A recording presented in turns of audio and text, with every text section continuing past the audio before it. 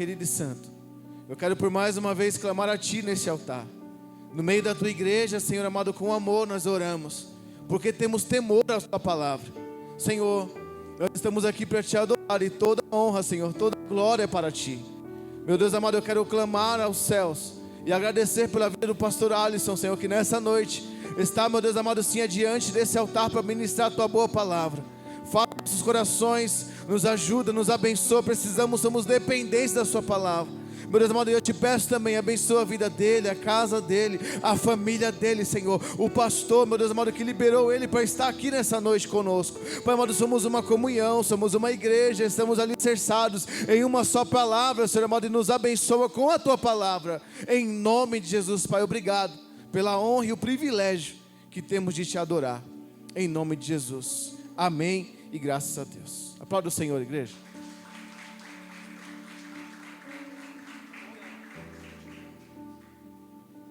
Glória a Deus. Salve, irmãos, com a paz do Senhor. Abra sua Bíblia comigo, Evangelho de Jesus, escrito por João, capítulo de número 6. Enquanto você procura, eu quero agradecer a Deus por essa oportunidade. Trago a paz do meu pastor, estou debaixo da bênção. Deus abençoe o pastor Roberto, é isso? Deus abençoe sua vida pelo convite. Pastor Robério, é isso? Seu nome é terrível, mas é bênção. Pastora Kelly, é isso? Que Deus abençoe. Irmãos, Deus abençoe a todos. Eu já pude sentir a presença de Deus neste lugar. E confesso para os irmãos, nós pregadores, nós até estudamos. Mas quando eu coloquei o pé na porta daquela igreja, Deus me deu essa palavra.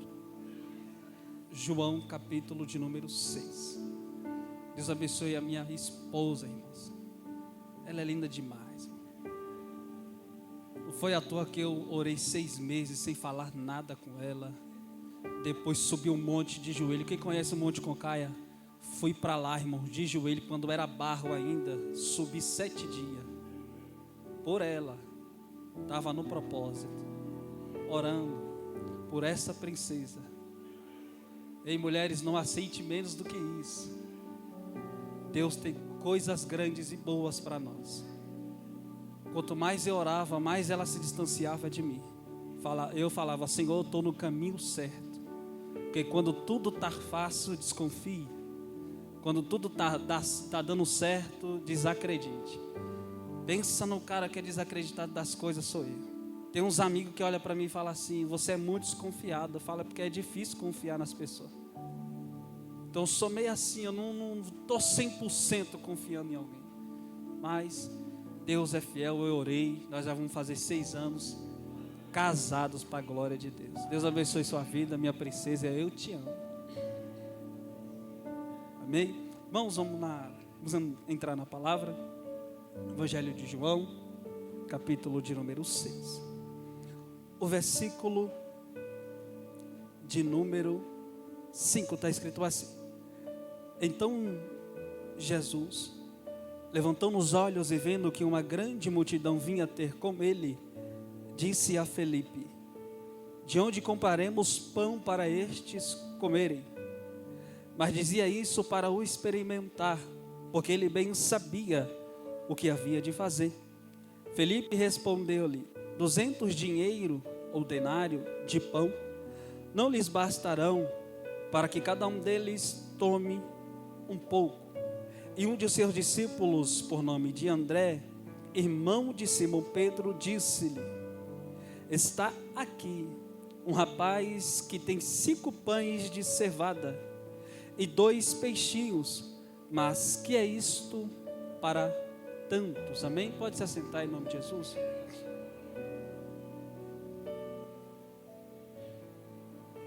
Só pegar em bala aqui no que o pastor falou. Sei que a igreja não gosta muito de ouvir verdades, mas o que o pastor falou é real. Lá também acontece isso. Quando se faz um evento no sábado, no domingo o povo some. É normal isso acontecer. Eu pensei que era só lá, mas eu percebi que o negócio é em todo lugar que nós vamos. Falei, pastor, hoje vai ter só Pedro, Tiago e João, porque você sabe, né? Ontem teve evento, sabe como o povo é, mas vamos estar lá dando glória a Deus, misturado com aleluia. Era para vir mais gente comigo, mas como o povo não gosta de ir no culto no domingo, quando tem culto no sábado, aí o pastor não liberou. Queria vir, mas no culto é assim que funciona. Se vai um dia e não vai no outro, é brecado, né? Mas graças a Deus, Deus permitiu estarmos aqui. Queridos, uma história muito linda de se contar e de se ver. Quando a gente olha para as narrativas de Mateus, Marcos, Lucas e João, ambos vão narrar acerca da primeira multiplicação dos pães e dos peixes. Mas é lindo a gente enfatizar quando a gente olha para o Evangelho de Lucas e a gente vê que tem um homem por nome de João Batista. Ele veio para preparar o caminho para Cristo. Então Cristo iria descer, só que primeiro tinha João. João preparava o caminho e que de fato esse João batizava para remissão de pecados. O batismo dele era imergir, era mergulhar as pessoas nas águas. Então, em todo esse percurso, o povo vai olhar e vai começar a dizer de certo que esse homem que está pregando com tanta autoridade, com tanta ousadia, é Elias. Outros vão dizer é um profeta. Só que Herodes, conhecendo bem e sabendo quem era João, Herodes vai dizer, este é João. Só que quando você olha para a narrativa, o próprio Herodes que está reinando na época, este Herodes, ele temia a este João, porque ele sabia que esse João tinha algo diferente, que esse João não tinha meio termo com ele era sim ou era não. Com esse João, se está errado, vai receber uma palavra de conserto. Com esse João, se está certo, vai receber uma palavra de bênção. Com João não tinha essa, se está errado, ele não vai passar a mão na sua cabeça, não. Com João era verdadeiro, João foi escolhido pelo céu, João foi separado por Deus. E quando nós vemos a história e nós percebemos que esse João está preparando o caminho para Cristo, nós vemos, aleluia, que o principal foco primordial de Herodes é parar o povo, é parar a igreja, é parar os militantes do Evangelho de Cristo. Então ele tem esse foco, ele tem essa moderação junto com ele, aleluia, porque o pensamento dele sempre foi parar aquele que está sendo levantado pelo céu. Mas de uma coisa eu tenho certeza, pastor, que não tem ninguém na terra e nem debaixo da terra que tenha poder de parar aquele que Deus levantou. Se Deus levantou alguém, ninguém vai parar essa pessoa, aleluia, porque se Deus aprova, a terra não pode, aleluia, desaprovar. Uma vez que foi aprovado por Deus, jamais será reprovado pela terra. Mas uma vez que foi rejeitado por Deus, jamais que o Senhor vai, aleluia, aceitar. Então esse João está pregando, esse João está ensinando, esse João está mencionando o nome de Jesus.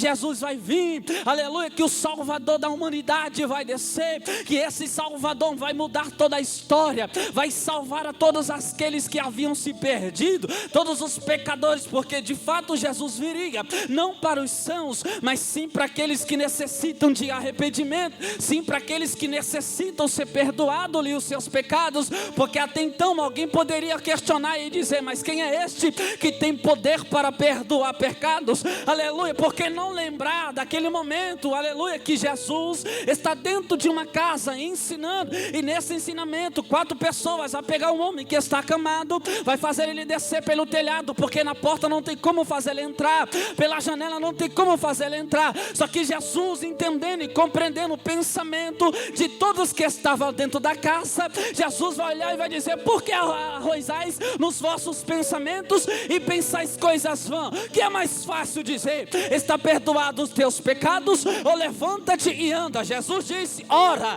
e saibeis que o Filho do Homem tem poder para perdoar pecado. Tendo dito isto, Jesus disse, levanta-te, toma a tua cama e vai embora para a tua casa. Ou seja, os teus pecados estão perdoados. Era Jesus ensinando, não importa a situação, não importa o momento, se Jesus está presente, Ele vai liberar a palavra de perdão. Se Jesus está presente, algo vai ter que acontecer no ambiente. Pode até ser um ambiente de derrota, mas se Jesus chegou no ambiente, o ambiente vai ser transformado pela presença de Jesus. O ambiente pode ser de morte, mas se Jesus se apresenta, o ambiente vai ser transformado.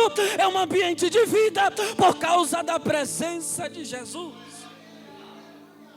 E que de fato esse Herodes, ele tem o prazer, e ele vai prender a João. E ele prendendo a João, aleluia, o texto nos ensina que ele vai tomar posse de uma mulher que não era sua, era a mulher do seu irmão. E por isso que ele prende a João, porque João vai olhar para ele e vai dizer: não te é lícito, você não pode, você não sabe que é errado, você não pode possuir uma mulher que não é sua. Você está querendo tomar posse da esposa do seu irmão, e você não pode fazer isso. Porém, ele vai prender, aleluia, o João. Só que João está preso, aleluia, em segurança. E todos sabem que quando ele está preso em segurança, vai ter a festa. E nessa festa, a filha de Herodias vai começar a bailar na frente de Herodes, vai começar a dançar na frente de Herodes. E Herodes vai se agradar dessa jovem, vai chamar ela até a sua presença e vai lhe dizer: me pede o que te queres que eu vou te dar. Herodes é o rei, Herodes tem poder requisitivo, Herodes tem autoridade, Herodes pode mandar e desmandar. Mas uma coisa que Herodes não tem, João tem, que é a presença de Deus. Por mais que João está preso, João tem a presença de Deus. E a qualquer momento alguma coisa vai acontecer. Já que João está preso, já que Herodias está dançando, a filha de Herodias está dançando, aleluia. E quando Herodes olha para ela e fala assim: me pede o que queres que eu vou te dar, o texto nos ensina que essa jovem vai chegar até a sua mãe Herodias e vai lhe perguntar: mãe, o que eu devo pedir? E ela, sendo instruída pela mãe, a mãe vai dizer: pede a cabeça de João Batista em uma bandeja. E ela chega até a presença de Herodes e fala: eu quero a cabeça do João o Batista em uma bandeja. Tudo planejado para a morte do profeta. E isso me chama a atenção, porque é muito fácil matar um profeta. O difícil é acabar com as mensagens que o profeta ministrou. Você pode até matar o profeta, mas a palavra vai continuar te corroendo por dentro, porque uma vez que a palavra foi lançada, jamais ela voltará vazia. Ela tem o seu efeito, ela tem a sua direção, ela não erra e não faz curva. Se a palavra foi lançada, o profeta pode até morrer, mas a palavra de Deus vai se cumprir na terra. E agora João Batista morreu. Só que de fato, a gente observando a história, a gente percebe que os próprios discípulos de Jesus, os próprios discípulos levaram a notícia para Jesus. Só que quando eles levam a notícia para Jesus, isso me toma atenção, porque Jesus convida os seus discípulos e falou: vamos sair daqui, vamos para um lugar mais reservado, vamos para um lugar deserto. Para quê? Para que pudessem descansar. Só que neste período, quando eles estão se preparando para ir para um lugar, a multidão está observando, a multidão está vendo. E essa multidão me chamou a atenção, porque essa multidão não é como as outras, que só quer estar com Jesus porque Jesus pode dar, por aquilo que Jesus pode lhe oferecer, por aquilo que Jesus pode lhe, aleluia, apresentar. Então essa multidão está olhando e está observando que Jesus está indo com os discípulos num barco para o outro lado. Só que neste percurso que a multidão, que os discípulos estão indo com Jesus, a multidão está indo a pé até o ambiente onde Jesus vai, e a multidão chega lá e Jesus fica maravilhado com isso. E quando chega, Jesus começa a ensinar. Jesus está ensinando uma multidão. E se você ler no Evangelho de Lucas, você vai perceber, aleluia, que os próprios discípulos de Jesus vão olhar para ele e vai dizer assim: Senhor, despede a multidão, o dia já é avançado, ou seja, já está chegando uma noite, e a multidão está o dia todo conosco. Despede ele, para quê? Para que eles vão nas terras e nas cidades circunvizinhas e comprem pão para saciar a sua fome, porque de fato o pão celestial já estava recebendo, que Jesus estava dando palavra para eles. Porém, os discípulos querem mandar embora, sendo que Jesus não mandou ninguém embora. Os discípulos querem despedir, sendo que Jesus não mandou despedir ninguém. Os discípulos estão mandando o povo sair, sendo que Jesus não mandou ninguém sair. Aleluia, isso me toma atenção, porque discípulo de Jesus não pode dispensar ninguém de mão vazia, não pode. Discípulo de Jesus não pode mandar ninguém embora antes da voz de Jesus, não pode. E eles estão mandando a multidão embora. Só que neste período que eles estão mandando a multidão embora, fiquei imaginando Jesus olhando e fazendo assim: não vai sair ninguém sem ser alimentado. Porque Jesus não se preocupa só com o seu espiritual. Jesus não se preocupa só com o seu físico. Jesus se preocupa com você por completo. Porque de fato a gente entende e compreende que Jesus não é coisas de metade. Jesus não faz as coisas pela metade. Jesus faz as coisas por completo. E a primeira obra que Ele começa, Ele é fiel para terminar. Porque a obra que Ele começa, Ele tem poder. Só Ele tem poder para terminar a obra que Ele mesmo começou. Independente do que a gente está passando, independente das provas, da luta, dos ventos que está vindo, o importante é que se Ele começou a obra, Ele vai terminar. Porque Ele tem poder para terminar essa obra a qual Ele mesmo começou. E se o inimigo se levantar, o pregador, não tem problema. Deus faz você passar por cima dele, mas a obra dele vai ser completa na sua vida. E a gente entende, aleluia, que a prova não pode ser maior do que o nosso Deus, que a luta não pode ser maior do que o nosso Deus, que a perseguição não pode ser maior do que o nosso Deus. E quando a gente olha para esse ambiente, para esse cenário, os discípulos querem despedir aqueles a qual Cristo não despediu ninguém, aleluia. Jesus olha para os discípulos e fala assim: já que vocês perceberam que a multidão está com fome, faz o seguinte, dá vocês para eles de comer. E isso faz a gente pensar, porque Jesus aqui está dando um alimento celestial. E quem está mandando embora não é Jesus, é a multidão. Já que a multidão está mandando embora, olha a resposta de Jesus: dá vocês de comer para essa multidão. Mas como é que vai dar de comer se não tem pão? Como é que vai dar de comer se não tem peixe? Mas o problema é que a gente fala que é discípulo dele. O problema é que a gente tem as características que ele tem. O problema é que a gente tem a fala que ele tem. O problema é que a gente anda como ele anda, se veste como ele se vestia. Mas o problema maior é que a gente não tem pão para saciar a fome de alguém.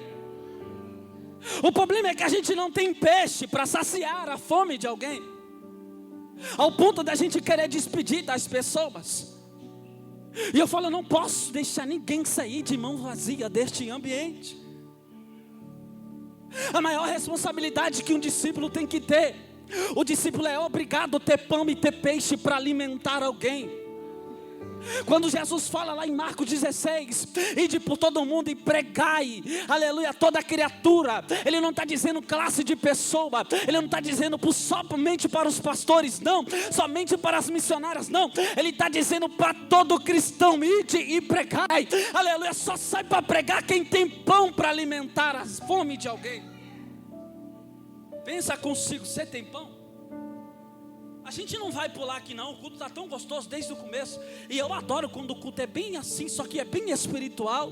Aleluia, tem gente que pensa para o culto ser espiritual é pegar fogo, é pular e rodar. Não, o culto mais espiritual que existe é esse. Porque a maior transformação não é movimento, é mudança. E isso me toma atenção, porque nós estamos vivendo em um tempo que o avivamento para o povo é pular, mas nunca foi isso. Avivamento não é pular. Eu sempre fico pensando comigo, o poder que me derruba e não me muda não foi de Deus. O poder que me derruba e me muda é de Deus. E avivamento não é algo natural, é algo sobrenatural. Sabe aquela música de dentro para fora? É isso, é mudança, mudança, mudança. Se o avivamento não te trazer mudança, você precisa fazer igual Nicodemos. Tem toda a lei, sabe da Torá, sabe de todas as coisas, mas nunca teve um nascimento. Isso é mudança. Nascer de novo do que da água e do Espírito. Não é coisa natural, é coisa sobrenatural. E o avivamento vem de dentro para fora. Ou seja, quem xingava não xinga mais. Quem se prostituía não se prostitui mais. Quem fofocava agora não fofoca mais. Quem falava mal agora não fala mal. Por quê? Porque eu vivenciei um avivamento. Mas se esse avivamento foi realmente vivenciado e não te mudou, você não fez parte desse avivamento. Avivamento que não me muda não é avivamento. Desculpa te dizer, mas é uma verdade. Avivamento tem que mudar nós. Avivamento tem que transformar nós. Só abrir um parênteses aqui para gente, para me falar algo superficial. Eu tenho alguns amigos que, infelizmente, eles vêm me perguntar algo sobre a Bíblia e algo sobre a vida deles. E a primeira coisa é: Alice, eu posso namorar, só ficar namorando? Aí eu, interessante. Porque eu, quando comecei a namorar, eu já estava com o pensamento de noivar e casar, né? O meu pensamento. Só que Deus nem deixou eu noivar, eu já casei. Você quer ficar só namorando, varão? Falei, ô varão, é de duas ou uma. Ou vocês caem, ou vocês casam logo. Ih, isso é uma palavra muito dura. Eu falei, então vai buscar alguém que vai passar a mão na cabeça de vocês, porque para andar comigo é assim. Ou vai ou não vai. Eu falo para minha esposa, a primeira coisa que a gente tem que corrigir é onde? É dentro da nossa casa. Ou ela fala para mim, eu estou cansado. Eu falei, eu também estou, mas eu não posso parar. Se você quer ficar, você fique. Mas de uma coisa eu tenho certeza, quando eu for pregar lá, eu vou falar lá que você não foi porque você estava cansada. E ela sabe que é verdade. E isso já aconteceu, irmãos, eu não minto não, falo a verdade. A minha esposa não foi porque não quis. Eu logo falo logo, eu vou mentir para quê? Porque eu vou ser cobrado por aquilo que eu estou falando. Fecha parênteses, vamos voltar para o texto para a gente compreender isso aqui. Porque até de fato que Jesus está falando com a multidão. Só que a multidão está ouvindo uma palavra negativa. Qual a palavra negativa? Senhor, vamos despedir eles para que eles vão embora. Para que eles mesmo comprem alimento para si e matem a sua fome. Olha, até parece que Jesus precisa de ajuda. Jesus não precisa de ajuda não. Jesus sabe o que tem que fazer. Jesus sabe o que tem que operar. Só que aqui parece que os discípulos querem ensinar Jesus. Não precisa ensinar Jesus não. E não precisa dar jeitinho brasileiro não. Aleluia, para de ter um pensamento de Sara. Pegar os pés na mão e tomar posse da promessa sem Deus o mandar. Não, me espera no tempo certo. Espera no momento certo. E o discípulo está querendo mandar embora. Só que Jesus não vai mandar embora não. Tem o que aí para sustentar essa multidão? Senhor, a gente não tem nada. Aí um discípulo vai dizer, Senhor, nós temos 200 dinheiro, ou denário. Mas o que é isso para tantos? Aí chega André, Senhor, aqui está um menino que tem 5 pães e 2 peixes. Você percebeu a gravidade do problema? Os discípulos estão com Jesus, eles veem Jesus acalmar o vento, cessar o mar, eles veem Jesus ressuscitar, eles veem Jesus dar visão para o cego, eles veem Jesus levantar um coxo, eles veem Jesus fazer tanto milagre, mas eles não têm nada para apresentar para alguém. Isso é uma gravidade terrível. O que a gente tem para apresentar para o nosso irmão? Ou será que ele vai na nossa casa, a gente vai dar só água para ele, só café para ele? Eu mesmo, se eu for na tua casa, tu me oferecer só café, eu não vou nem querer, irmãos. Eu sou magrinho, mas eu como muito para a glória de Deus. E isso me toma atenção, porque quando a gente olha para esse momento, a gente está vendo os discípulos que não tem pão. Porque na hora da prova é que nós sabemos quem é e quem não é. É na hora da prova que nós vemos quem está preparado e quem não está. Quer ver quem está preparado?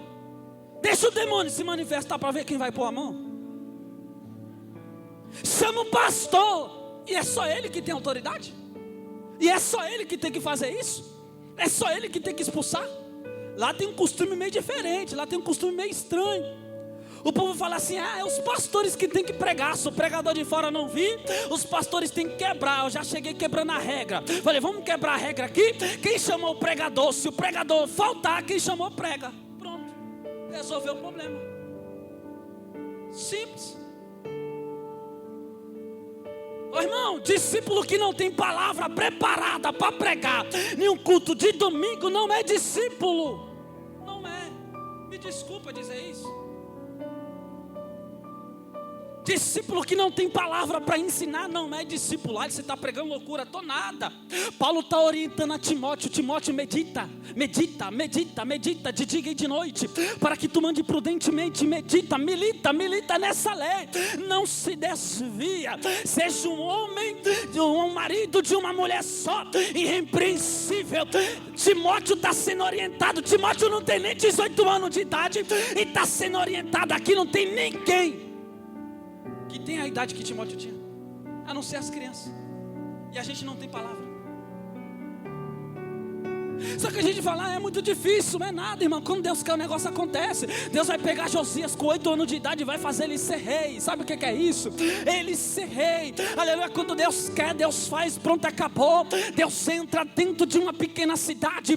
Aleluia, entra dentro de uma casa com Samuel e unge a cabeça de um pequeno jovem. Aleluia, e faz ele ser rei. Quando Deus quer, Ele faz. Mas para isso alguém tem que estar disponível. Porque se você perceber dentro da Bíblia, todos que foram escolhidos por Deus, ninguém não tinha nada para fazer. Cada um tinha alguma coisa para fazer. Só que o maior problema nosso, eu estou bem apanha, primeiro corta em mim, é que alguém precisa de palavra e nós não libera essa palavra. É que alguém precisa de abraço e nós não libera esse abraço. É que alguém precisa de ajuda e nós não estende as mãos para ajudar. Esse é o nosso problema. A gente está enquadrado igual naquele povo que chegou para Jesus e falou: Senhor, em teu nome nós curamos, em teu nome nós profetizamos, em teu nome expulsamos demônio. Aí Jesus vai olhar: mentiroso, hipócritas, nunca que fizeram isso. Ou estava nu e não me deste de vestir, ou estava com fome e não me deste de comer, ou estava com sede e não me deste de beber, ou estava hospitalizado e não fosse me visitar. Era Jesus dizendo: vocês são hipócritas, vocês só falam, mas não fazem. É nesse momento que nós se cala e começa a pensar: quem eu sou? Será que verdadeiramente eu sou um discípulo de Jesus? Será que eu estou fazendo o que é necessário? Será que eu estou fazendo o que é útil? Porque o discípulo está querendo mandar embora. Nós vamos fazer o quê? Vai mandar embora ou vai abraçar? Nós vai mandar embora ou nós vai dar pão? Nós vai mandar embora ou nós vai dar alguma coisa para essa pessoa? Ou você acha que todo tipo de pessoa que vai entrar na porta da igreja, essa pessoa aqui não tem nenhum problema? Por incrível que pareça, só entra pessoa que tem problema. Até nós, quando nós entramos, nós tínhamos problema. O meu problema é que quando eu entrava no culto, eu novo convertido, entrava no culto com o pensamento de ir para a quermesse, de ir para uma festa. Era o meu pensamento. Acabou o culto, eu vou para uma festinha. Só que Jesus falou: eu vou te marcar. Um dia eu vou te pegar e nunca mais tu vai sair da minha presença. E aí, quem a gente é nesse meio? O que nós somos? Será que nós estamos fazendo o que é útil para o céu? Porque se a gente fazer só aquilo que Ele pede a gente, é servo inútil. E Ele não nos chamou para ser servo, Ele nos chamou para ser filho. Filho não faz o que o servo faz. Para você entender, servo anda descalço, filho não. O filho tem calçados, o filho tem proteção, o filho tem autoridade, o filho está preparado para a grande obra. Qual qualidade a gente se encaixa nessa noite? Servo ou filho? A gente é discípulo ou não é? Porque é muito fácil, irmãos, né? Chegar aqui e cantar, chegar aqui e adorar, chegar aqui e ler uma palavra para alguém e pregar, é muito fácil. Só que o problema não está aqui, aqui está tudo bem, aqui está tudo normal. O problema é quando alguém lá fora está precisando da nossa ajuda. Porque foi os discípulos que mandaram a multidão embora. Só que Jesus não mandou ninguém embora. Era para saciar tanto o espiritual como o material. Era para matar a fome da multidão. Só que os discípulos querem mandar embora. Só que tem 2 discípulos. Tem 200 dinheiros. E esse que está com 200 dinheiro vai dizer assim: o que é isso para tanto? Que são muitas pessoas. 5.000 homens, 5.000 pessoas fora, mulheres e crianças. Imagina a cena. Aí chega André com um menino que tem 5 pão e 2 peixes. Você percebeu que nem discípulo tinha pão, nem os discípulos tinham peixe. E para a gente entender mais rasgado isso aqui, os discípulos nem oravam, irmãos. Os discípulos nem jejuavam. Os discípulos nem tinham comunhão um com o outro. Mas está andando com Jesus. Está vendo a gravidade do problema? A gente se enquadra nesse negócio de discípulo, sim ou não? Nós é discípulo, não somos? Nós andamos com Jesus. Nós estamos orando. Nós estamos jejuando. Nós temos comunhão com os outros. Porque Jesus para andar com Jesus tem que ter comunhão. Para andar com Jesus tem que ter amor. Mas eles não andavam, eles não jejuavam, eles não oravam. Eles só vão começar a orar depois do Pentecoste de Atos 2. Que em Atos 3 eles vão para a Porta Formosa. Que vocês sabem, vocês conhecem da história. Que vai acontecer um milagre na porta. Só acontece milagre depois do derramamento do Espírito Santo. Aonde eles se despertam na presença de Deus. E nós? Como que nós vamos ficar no meio de tudo isso? Será que não vai ter que ver sempre alguém passar na nossa frente e a gente ficar para trás? Ou a gente fala, Senhor, eu quero vivenciar cada vez mais a tua obra. Eu quero fazer mais para a tua obra. Eu quero me dedicar mais. A gente tem que viver verdadeiramente aquilo que nós cantamos. Porque o cantar é fácil. O falar é fácil. Mas o viver é difícil. Então tem um momento, esse é o momento. O momento é o quê? Que tem que saciar a fome dos discípulos, a fome da multidão. E aí, quem é que vai saciar? Se um menino não aparece no cenário, de onde que ia vir o pão? De onde que ia vir o peixe? Discípulo não tinha. Jesus já estava dando alimento para eles. E claro que Jesus tinha poder para fazer aparecer o pão nas suas mãos. Ele tinha poder para isso. E até então ele podia fazer isso, mas ele não fez. Porque tinha um menino com 5 pães e 2 peixes. Olha a gravidade, é 5 pães e 2 peixes. Está na mão de quem? Saiu da mão do menino e foi para a mão de algum dos discípulos, por nome de André. Só que no pensamento de André não dá para saciar a fome desse povo todinho aqui não. Não tem jeito, não tem como. E deixou um ponto de interrogação. Aí Jesus disse, manda se assentar. Todo mundo. Organizado. Jesus pegou o pão. O que Jesus fez? Agradeceu. E isso me chama a atenção, porque aquele que não agradece pelo pouco nunca vai receber muito de Deus. Jesus está com pouco na mão e está agradecendo. É 5 pão, mas ele está agradecendo. É mais de 5.000 pessoas para matar a fome. Mas Jesus está dando graças aos céus, ao Senhor, por aquilo que tem nas suas mãos. E você percebeu a diferença? Que na mão do discípulo não tinha valor porque era pouco, mas na mão de Jesus tinha valor o pouco.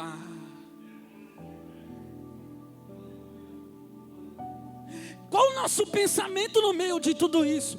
Irmão, nós estamos falando de um discípulo que já viu muita coisa acontecer. Só que agora não está crendo que Jesus pode fazer um milagre com 5 pão para saciar aquela multidão todinha. Alguém vai olhar e vai dizer, mas o que é isso para tanto? Não tem jeito, não tem como para você que não crê. Mas coloca na mão de quem pode resolver o problema, que o negócio acontece. Aquilo que não tem jeito para nós, coloca na mão dele. Coloca na mão de Jesus. Nós temos que entregar na mão dele. Já que a gente olha para o cenário, para a situação, e vê que não vai ter jeito, temos que entregar na mão dele. E eu já passei por isso. Alguém olhou para mim e disse, a sua mãe vai morrer. A sua mãe não vai passar de 50 anos de idade, ela está fumando muito cigarro. Aí eu disse, está repreendido em nome de Jesus. A minha mãe vai viver muito tempo ainda na terra. E ainda eu vou ver ela do meu lado dando glória a Deus. Aí eu, como eu sou louco das ideias, sabe o que eu fiz? 21 dias de propósito, pastor. Eu falei assim, Deus, minha mãe vai largar o cigarro. Ela fuma 3 carteiras de cigarro por dia. Ela vai ter nojo desse cigarro. E ela ainda mandava eu comprar para ela. Eu ia com o maior prazer. E eu voltava, Deus, o Senhor vai mudar a história da minha mãe. Ela vai estar do meu lado, dando glória comigo. O inimigo disse que ela não passava dos 50. Mas eu profetizo que ela vai passar dos 70, e hoje ela está dando glória comigo, já passou dos 50, está chegando nos 60, e o nome do Senhor está sendo glorificado. Você é o primeiro que tem que acreditar na sua família, quando ninguém mais acreditar, você é o primeiro. Aí Jesus está alimentando a multidão, Jesus que tem que alimentar. Por que Jesus tem que alimentar? Porque aquilo que é pouco na mão de discípulos, na mão de Jesus é muita coisa. Jesus não vai deixar ninguém morrer. Jesus não vai deixar ninguém perecer. Porque o pensamento de Jesus é, eles estão tanto tempo conosco, E nós não podemos deixar eles embora assim. Vamos saciar a fome deles. Vamos dar algo para eles comer, ao ponto de multiplicar os pães e os peixes. E isso chamará a nossa atenção. A gente se enquadrar nessa história e entender que discípulo tem que andar pronto, tem que andar preparado. Porque pode chegar um dia do pastor não vir e você ter que pregar. Pode chegar um dia da pastora não vir e você ter que dirigir o culto. E aí você tem que estar preparado, independente do que vai acontecer. Aleluia, você tem que estar na prontidão e tem que dizer: se ele não vir, eu vou dirigir o culto e vamos dar glória para Deus. Se ela não vir, eu vou pregar e vamos dar glória para Deus. Discípulo tem que andar preparado. Tem que andar preparado. Não estou falando isso porque eu cheguei no cargo de pastor, não, irmãos. Eu nem queria.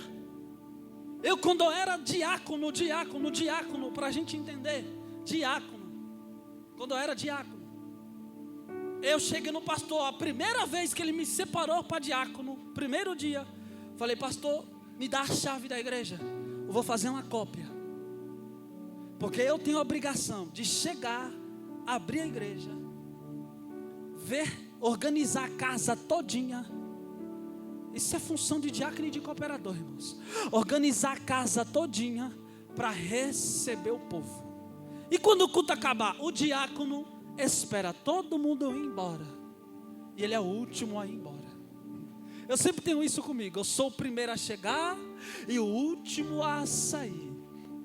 E comigo não tem esse negócio não. Se não tem ninguém para ficar na porta, não importa o cargo que eu tenho, eu fico na porta. Falo: pastor, dá glória a Deus aí, porque eu vou ficar aqui na porta até alguém chegar. E se ninguém chegar, eu fico aqui até o culto acabar. E não vai mudar nada. Nós vamos estar no mesmo foco, na mesma intensidade, e vamos continuar dando glória para Deus. Mas o maior problema do discípulo é que ele só faz aquilo que mandaram ele fazer. E quando ele faz, é o maior problema do discípulo.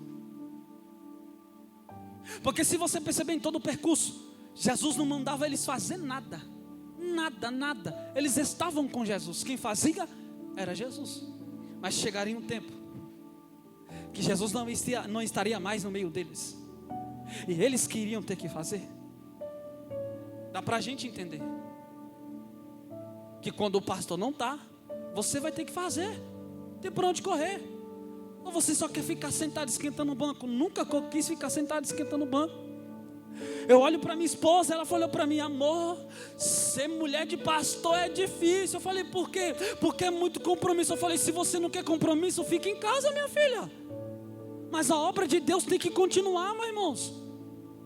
Aí o meu pastor tem o costume de dizer: pau que bate Chico, pega Francisco também, pega a Luana também, que é a esposa do pastor, pega todo mundo. Não sai, aleluia, ninguém se escapa, todo mundo apanha junto. Todo mundo tem que aprender que discípulo tem que estar disponível para a obra. A gente está disponível para tudo lá fora, mas para a obra de Deus é um travamento para fazer as coisas. O nosso maior problema é esse. Para as coisas do mundo a gente está disponível a todo vapor e a todo momento. Mas quando é para a coisa da igreja, parece que trava tudo. Eu não vou, não consigo, eu não faço, eu não posso, não vai dar certo. Mas quando lá fora vai dar certo sim. Vamos junto, vamos se reunir. Você percebeu que é mais fácil se reunir para fazer as coisas do mundo do que para fazer as coisas da igreja? É mais fácil. Por que é mais fácil? Porque ninguém tem vergonha na cara de dizer: vamos ajudar o nosso pastor, vamos lá na casa dele fazer uma oração por ele. Ou tu acha que pastor não precisa de oração? Precisa. Só que o discípulo não, eu quero só para mim. Ele já é pastor, ele se vira. Não é assim não, irmãos. Aqui nós precisamos um dos outros. Eu estou dizendo isso porque isso acontece. Se a gente não se ajudar, o inimigo faz bagunça. E a gente vai pensar que é Deus, mas não é Deus. E o Senhor fala conosco nessa noite. Está na hora da gente se despertar e se posicionar como discípulo na casa dele. Porque a minha sogra, agora eu vou falar da minha sogra. Ela não está aqui, mas eu gosto sempre de falar. Ela tem um costume de falar assim: porque tem uns negócios meio estranhos aí. Que negócio meio estranho, pregador?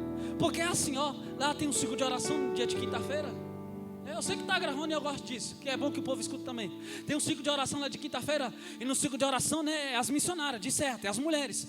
Só que tem um costume meio estranho. Qual é o costume? Aqui os pastores que tem que orar. Tá estranho isso aí. Eu falei, pastor, vou fazer um negócio diferente aqui. Aí ele, varão, fica à vontade. Aí eu falei, eita glória. Chegamos no culto, e minha sogra. Eu estou falando porque eu vivencio essas coisas. Chegamos no culto, e minha sogra. Ela, ora aí que eu não sei não. O povo falei, tu vai aprender hoje. Falei, que missionária é essa que nem orar não sabe? Tu vai aprender hoje. Eu falei, para abrir a boca e para fofocar tu sabe. Agora para orar tu não sabe, tu vai aprender hoje. E aprendeu, irmãos. E aprendeu, está orando no microfone. Tem gente que precisa de uns empurrões, na verdade.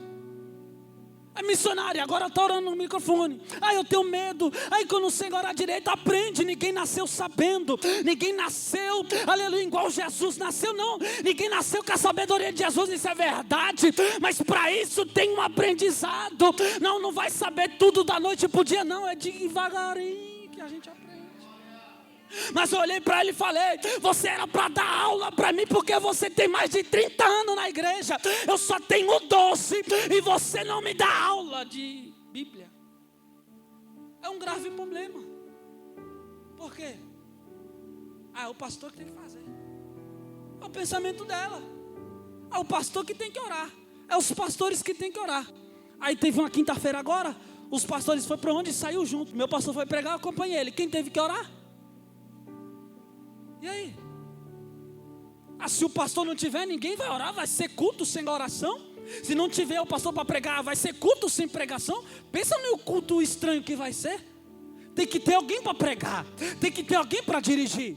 Tem que ter alguém para servir água. Tem que ter alguém para passar a salva.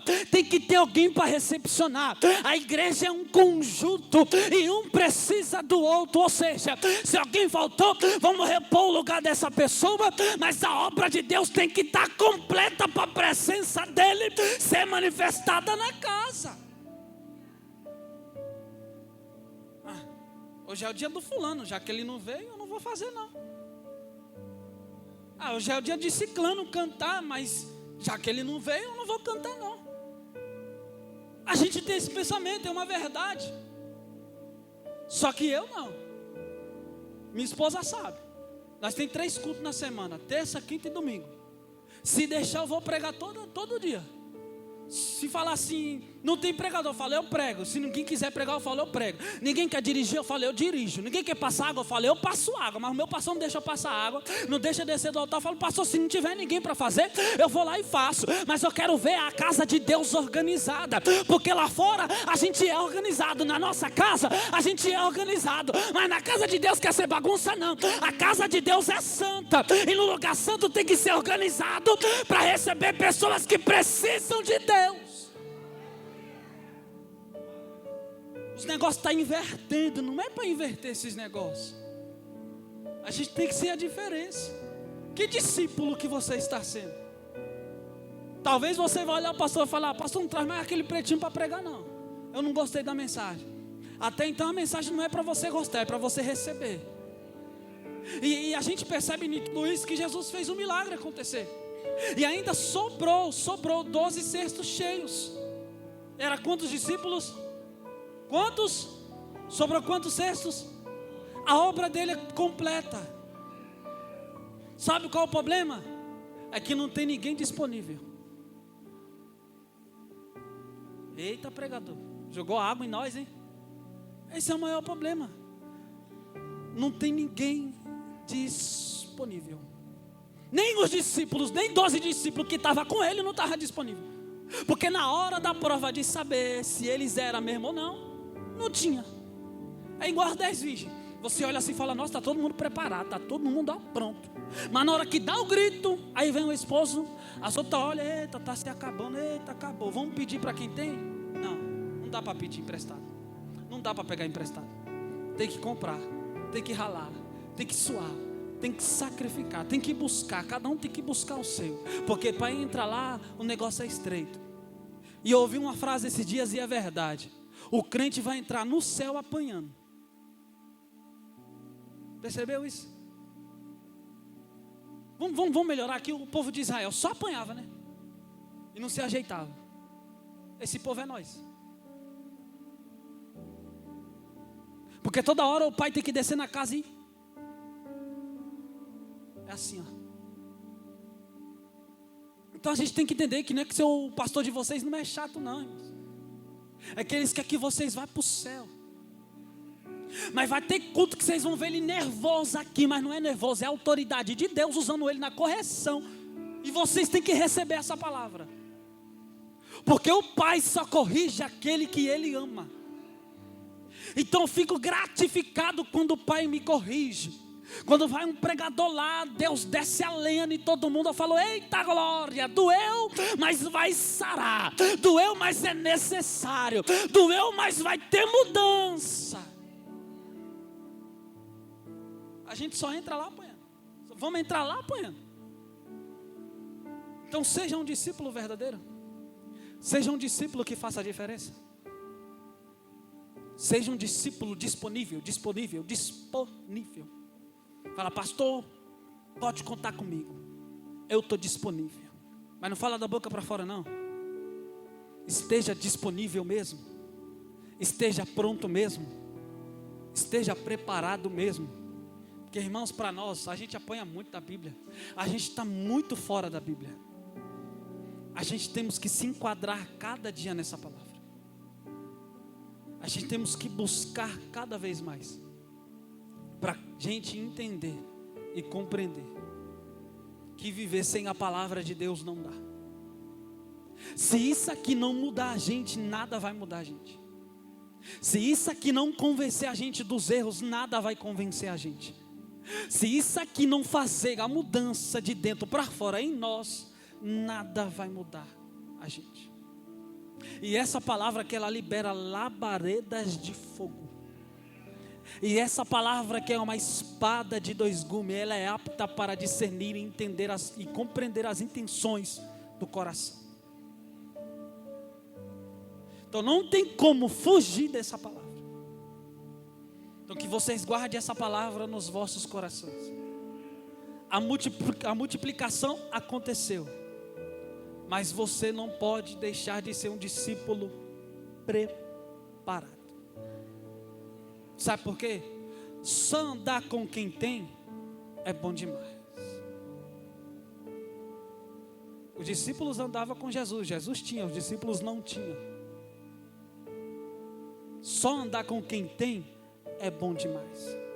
Mas melhor ainda é ter também algo para oferecer. Não seja um discípulo robótico. Seja um discípulo preparado. Amém? E assim agradeço a minha oportunidade e as palmas louve ao Senhor.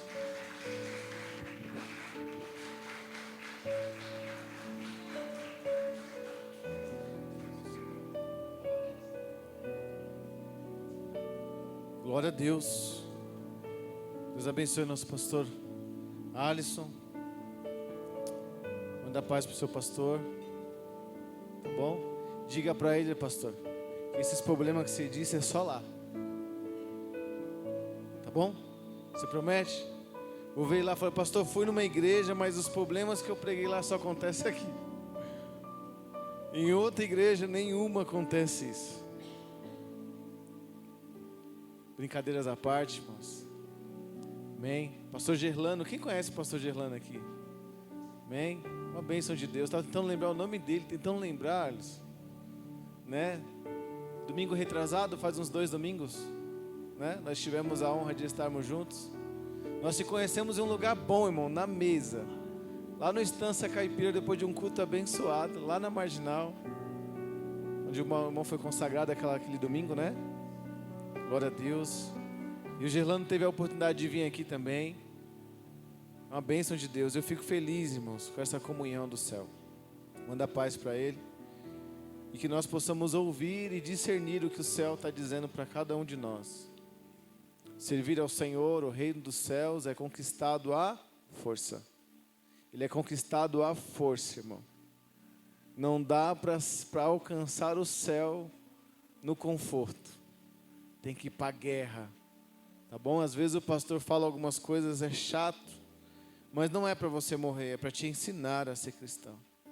Amém? Glória a Deus. Vou deixar alguns recados. Mas pastor, eu estou hoje no culto e irmão, a palavra é para nós mesmos. A palavra é para mim, a palavra é para você, para a gente aprender. Tá bom? Talvez você está aqui hoje, porque como diz a pastora Kelly, né? Porque você é um guerreiro, porque você é um valente, porque você entende a mensagem. Né? Porque você escolheu estar aqui ontem, escolheu estar aqui hoje, ou quem não veio ontem está aqui hoje. Glória a Deus por isso. Amém? Mas poxa, pastor, podia falar para quem não veio. Vai ouvir também, irmão. Vai ouvir, a mensagem vai chegar para as mulheres. Eu tenho certeza que chegar em casa eu vou ter uma conversa com a pastora Kelly. Vai, irmão. Porque se não for assim, a gente não consegue, né, fazer o reino de Deus por excelência. Glória a Deus. Irmãos, vou deixar os recados. Nós temos segunda estudo bíblico para o bispo Kleber, ele está aqui. Amém? Pastora Patrícia. Os irmãos estão aprendendo, diaconisa Adriana. Eu ia falar Andressa, né? Adriana, Cris. Os irmãos que estão aqui, está uma bênção, irmãos. Amém? Terça-feira nós não temos compromisso. Quarta, essa semana não temos nada agendado ainda. Tá bom? Quinta temos culto de libertação. Tá uma bênção. Sexta-feira nós marcamos alguma coisa, essa semana ainda não. Sábado de manhã quando tem consagração e domingo à noite culto da família. Pastor, irmãos, essa semana a gente teve todos os dias na obra do Senhor, todos os dias. Talvez vocês nos vejam aqui no culto e eu compartilho com os irmãos todas as nossas dificuldades. Tá bom? O pastor esteve aqui na igreja segunda-feira até 10 horas da noite, terça-feira até 10 horas da noite, quarta-feira eu tinha uma oração, mas a gente não pôde estar, mas vamos marcar, né, remarcar novamente. Quinta-feira teve culto, sexta-feira eu saí daqui 11 horas da noite, 11h30 da noite, sábado eu estava na consagração, sábado eu estava aqui no culto à noite, hoje novamente, e glória a Deus por isso. Eu não falo isso para expor, porque o pastor está trabalhando muito, não, é porque a gente tem que aprender a ter prazer, fazer isso com alegria. Servir a casa do Senhor não é um castigo, é um prazer, é um privilégio. Irmãos, estar à mesa com Jesus naquela última ceia para os 12 discípulos, não era um peso, era um prazer. Você tem prazer em estar na casa do Senhor? Seu prazer é servir ao Senhor? Irmãos, que o nosso prazer esteja estar e descansar no Senhor. Amém?